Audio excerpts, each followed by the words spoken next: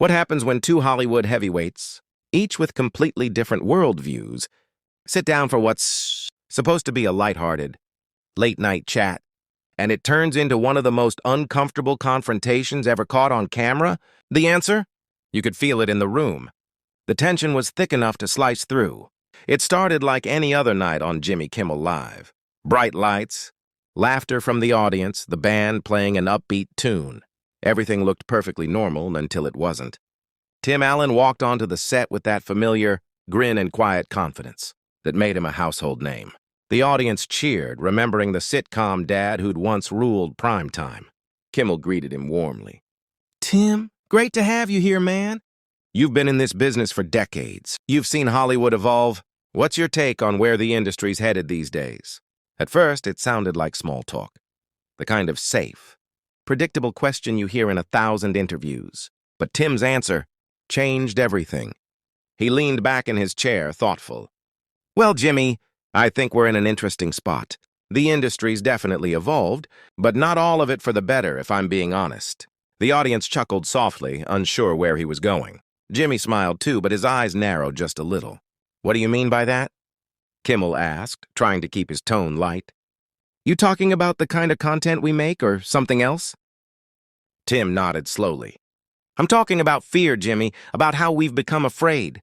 Afraid to tell certain jokes, afraid to have real conversations, afraid to let characters be flawed. Everything's filtered now.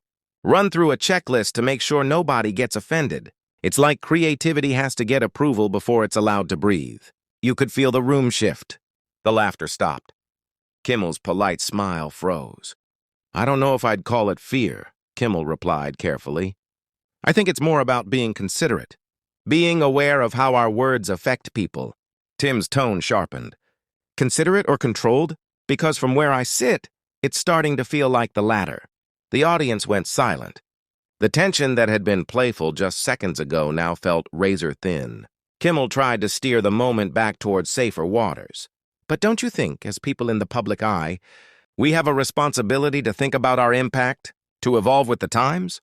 Tim nodded. "Of course we do. Responsibility means being honest, not just telling people what they want to hear. Comedy, storytelling, art, they work best when they push boundaries, when they make people a little uncomfortable. That's where the truth lives." Kimmel tilted his head. "Sure, but there's a difference between pushing boundaries and being hurtful. Don't you think there's a line?" "Absolutely," Tim said. "But who gets to draw that line, Jimmy? That's the real question. Because right now, it feels like that line keeps moving, and it only moves in one direction. Say the wrong thing, use the wrong word, have the wrong opinion, and suddenly you're done. Canceled, erased." Kimmel crossed one leg over the other, trying to stay composed. "I think you're being a little dramatic. Tim, people face consequences for their actions. That's always been true." "Consequences for actions?" Tim repeated. "Sure, but that's not what's happening. Now people are losing everything, not for what they do, but for what they think. For jokes they told 20 years ago, for opinions that don't fit the current script. And everyone's just okay with it." The crowd was no longer laughing. They were watching history, or at least something raw and real. Kimmel tried to break the tension with humor. "Well, I haven't been canceled yet, so maybe it's not as bad as you think." Tim gave a half smile that didn't reach his eyes. "Haven't you? Or have you just learned to color inside the lines so well, you've forgotten what it's like to color outside them?" That landed like a punch. Kimmel blinked, caught off guard. The audience murmured. "Come on," Kimmel said, leaning forward. "You're suggesting we should just say whatever we want, consequences be damned? You don't think about the people who might be hurt by those words." "That's not what I'm saying," Tim replied evenly. "I'm saying we should be able to talk like adults, to disagree without destruction, to admit maybe, just maybe, we've swung too far in one direction. But no one wants to say it, because saying it puts a target on your back." "And what direction is that?" Kimmel asked. "The direction where everyone has to think the same way, talk the same way, believe the same things," Tim said. "Where there's no room for nuance, no room for complexity. Where being human is a liability." Kimmel's patience started to slip. "That's a pretty convenient position for someone who just doesn't like being challenged." Tim's eyes narrowed. See, that's the problem right there. The second someone questions the narrative, you assume the worst. You label, you dismiss. You put people in boxes. Anything. To avoid actually engaging with what they're saying. I'm just trying to understand, Kimmel said defensively. You keep talking about this problem, but you can't even define it. Tim leaned forward. It's called self-censorship, Jimmy. Writers afraid to pitch ideas. Comedians second-guessing every joke. Actors rejecting roles because they're terrified of social media mobs. That's not progress. That's fear dressed as virtue. Kimmel shook his head. Or maybe it's growth. Maybe people are just realizing their words have power, and they want to use that power responsibly. Responsibly, Tim repeated, his tone hardening. Interesting word. Because responsible seems to depend on who you are. Some people can say anything they want, as long as they believe the right things. Others say one wrong sentence and they're finished. You call that accountability. I call it a double standard. Kimmel frowned. Come on, Tim, people are held accountable across the board. Are they? Tim challenged.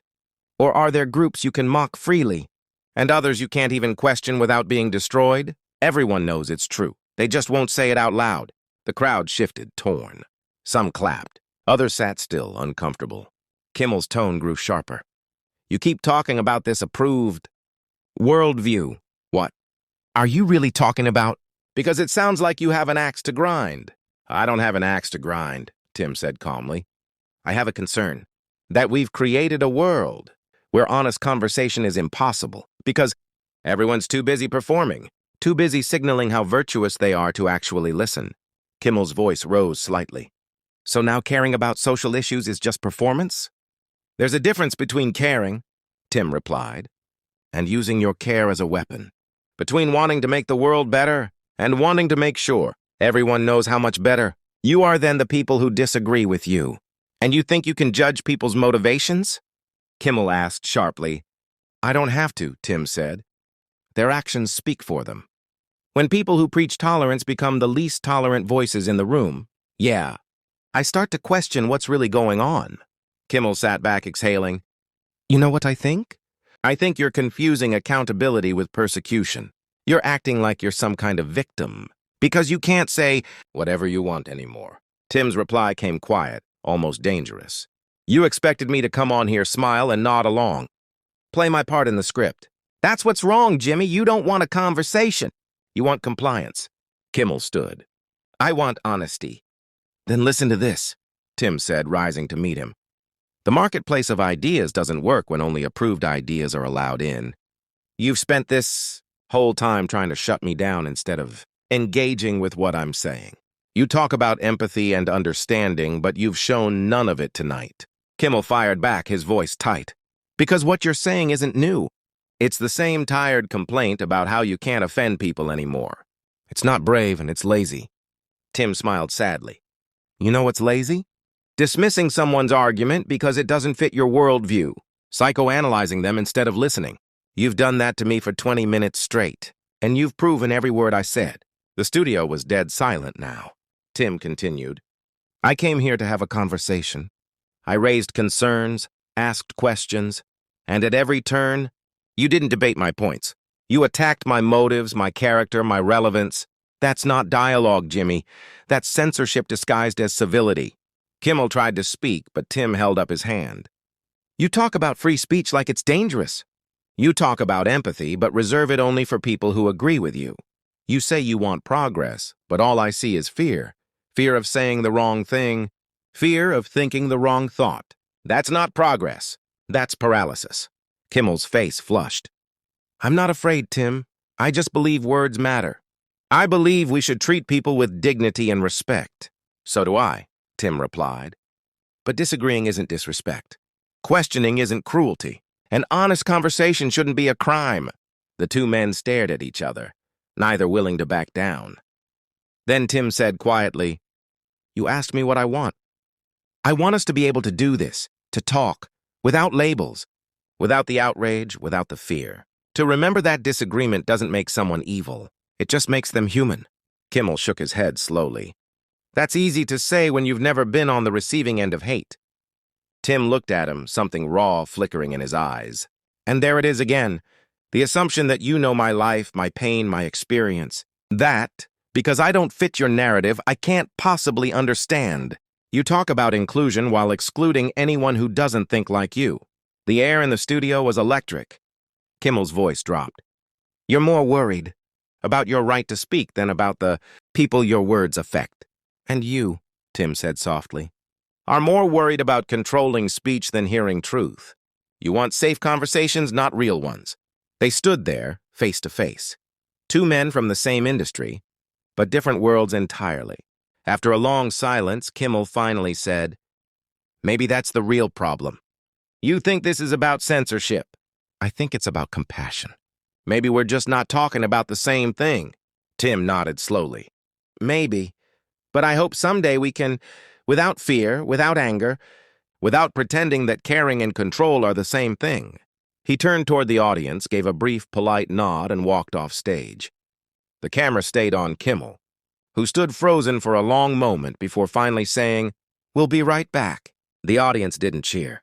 They just sat there, stunned, silent, processing what they had just seen. Because what happened that night wasn't just an interview gone wrong. It was a mirror, reflecting a culture struggling to decide what it values more, comfort or truth.